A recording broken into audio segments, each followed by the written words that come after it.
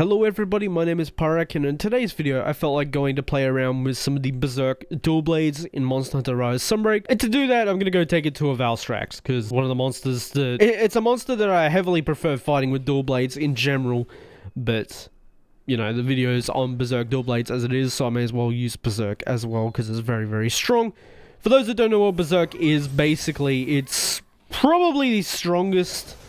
most broken skill that we've probably ever had in Monster Hunter in general. For those that don't know what it does, basically at the top there you can see my health is red and it's slowly draining.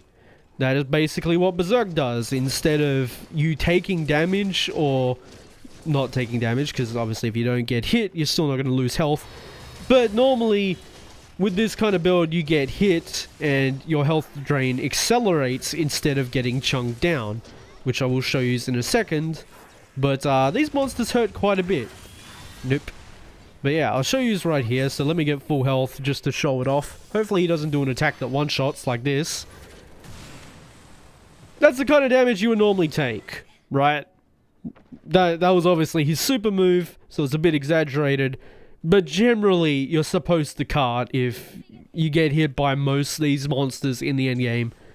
This is what Berserk does. So instead of taking that damage, my health drain will get accelerated. Which, hopefully he does a reasonably good attack, so it's not just like hilariously different. But we'll see. That's a pretty good attack. So yeah, ready? Boom. That's all that happens to my health, is just the health drain accelerates. I've been hit twice now.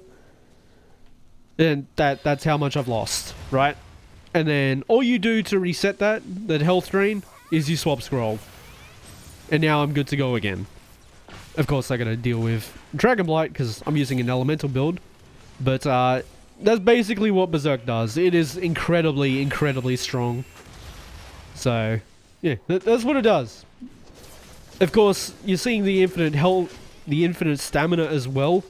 That is just from a skill that also came with Berserk on most of the armor pieces that have it, because it works really, really well. Basically, that skill gives you infinite stamina if your HP is at red, so you've lost health or you are using Berserk. Basically, red health at 60% or higher, and it gives you infinite stamina, which is what you're seeing. That infinite stamina also comes with elemental damage, I believe, and I think 10 or 20% affinity. 20% if you're at the full 60% threshold, but it's a very strong skill to go with it, of course. It's just a very, very strong skill to go with it. And yeah, that's what Berserk is. Now, whether you can actually use this build or not, like you have the proficiency and experience enough to use Berserk, because obviously you make it look pretty easy. If you haven't seen me use Berserk before, it's basically non-existent because I've just used it that much. But Berserk is ludicrously strong, and I think we unlock it at like MR6. So just as you finish the story for Sunbreak, you unlock this build basically. At least a very simplified version of the build that still has everything you need in it to make it viable. Also, this is why door blades are broken. I messed it up, funnily enough, but that counter is stupidly powerful. 1, 2, and 3, and gets knocked over because my cat was there. But yeah, I've been hit here, so I should reset, but I've got healing bats, so I'm not going to bother for a while. I think I got Blood Ride on here too, so I heal by hitting broken parts, which is just health augment for those that have played World, because a lot of people have played World but didn't play this. Just counter and run under him, because there's nothing you can do here. Poke, poke. Also, if you're wondering why my white attacks here are dealing much more than yellow, it's because he's got better elemental hit zones on his front legs while he's powered up. As you can see, while he's powered down, his face is a good spot. So I'm hitting that instead, and that's just how hit zones generally work. Of course, you'll probably know that. If you're watching this video, you probably know that. How did I get hit by that? Went the opposite arm that he normally does, but that's okay. Nope. Let's just finish him up. 1 and 2.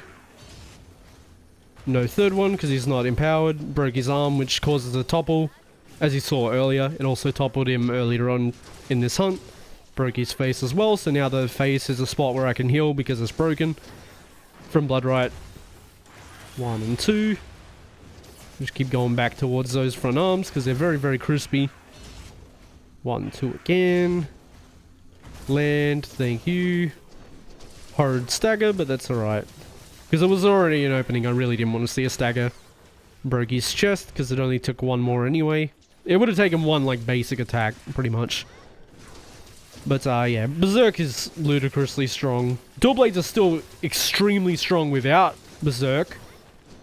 Which, there's plenty of Dragon Conversion-based builds, because, again, some people don't know how to use Berserk, so they'd rather use a non-health drain builds. But, it's really not an issue when you learn how to use Berserk. It's kind of a joke. It genuinely is. And you've probably seen that a lot. If you go watch someone like speedrun or do, at least in my experience, do casual hunts with it, Berserk is ludicrously powerful. If you just know how to play and use the health drain properly. For example, this build I'm using now is essentially a no health drain set. So it is supposed to have health drain, it's just offset by things that I've specifically done to remove said health drain. So if I don't get hit, my health doesn't go down ever. Which you can see here, because it's still not going down now. Barely going down at least. Let's just counter this, walk under him again. We got the mount, unfortunately. I'm going to take it just because I've got a Thunder Starburst on the wall there, which gives me a free stun if I hit the face. It's just very beneficial. And of course, wallbang damage is nice. Remember when wall or wyvern riding was mandatory? People were so upset about that. Yeah, a lot of people still use it today, especially in solo hunts, because it's just a free knockdown basically. And you can have things like the Starburst Beetles sitting there, which give you good elements based on whatever weapon you're using, or if you have just good RNG, you'll have a Thunder Starburst sitting there like I did. Or water. Thunder and water are generally pretty good. Poke spin? Yeah, I figured. Alright, just counter it, because Dual Blades can just do that. Which is still wild to me that in Monster Hunter Wilds we just have that baseline, which is hilarious. Most broken skill in this game for a weapon, and they just give it baseline. That's kind of crazy. Kind of cuckoo. Slap. I think he dies here. Not quite. The spin might kill him though. Spin to win. Yeah, there we go. Very scuffed hunt, but yeah. Berserk as a skill itself is insanely strong. And I don't think we're ever going to see it again, because I don't know if we'll ever need it again. But yeah, that was talking a little bit about Berserk, and why we're probably never going to see it again. This is a very strong skill, especially combined with a lot of the other skills we've had in this game, that synergize really well with it. It's using a Berserk 2 talisman with 2 slots that are both using level 1 decorations, so it can be made with a much worse Berserk talisman. Here are all the skills and decorations, of course. All the green numbers are from decorations if you wanted to screenshot there, and there you can. But yeah, that was talking about Berserk as a skill. And I guess in tangent, Strife, because Strife was the skill that was giving me infinite stamina. Highly doubt we're ever going to see Berserk again, just because of how broken it is as a skill. Kind of just deserves to stay in this game, where there's also a bunch of things that can constantly one-shot to two-shot you. As always though, thank you all so much for watching, and I hope to see you in the next one.